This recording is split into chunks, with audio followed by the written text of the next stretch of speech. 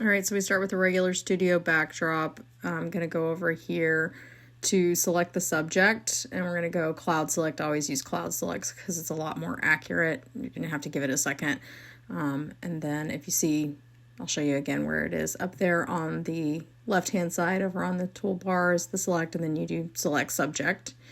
As you see, it highlights the whole subject there, and then we're going to control click on that, and we're going to go layer via cut. Make sure to do layer via cut versus layer via copy. There's a reason for that. And you'll see it's because it creates a blank background before and it takes it out of the first one. So then you're going to go download a background, or if you have any, I got this one from Adobe Stock. You can pull up your own background packs, whatever you want. Play around with a few of them.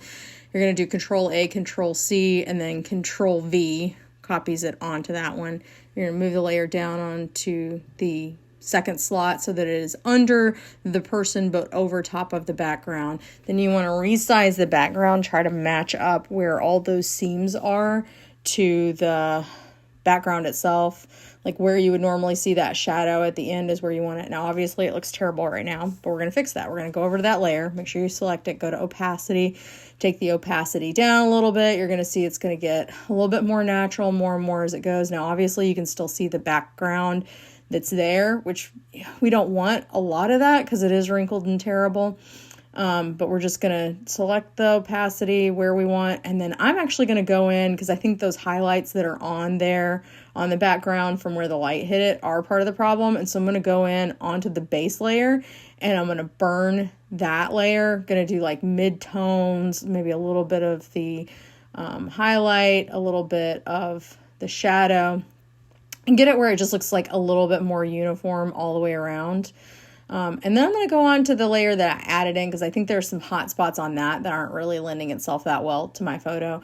If you notice, I'm kind of going around the edges a little bit more because I want to follow that natural flow of light that's hitting her.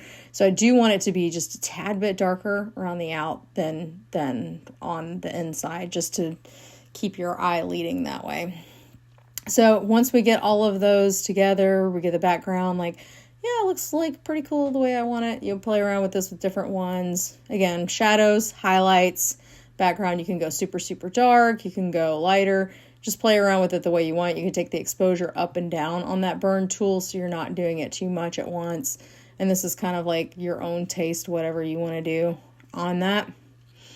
Once you get it, where you're like, okay, that looks about where I want it. All of the little things taken care of, and you're like, that's as dramatic as I want it. You may go more, you may go less. It's totally up to you as far as that goes. What you're going to do at that point is you're going to take all of your layers. I would go ahead and save it at this point just so you have it, but then merge them together.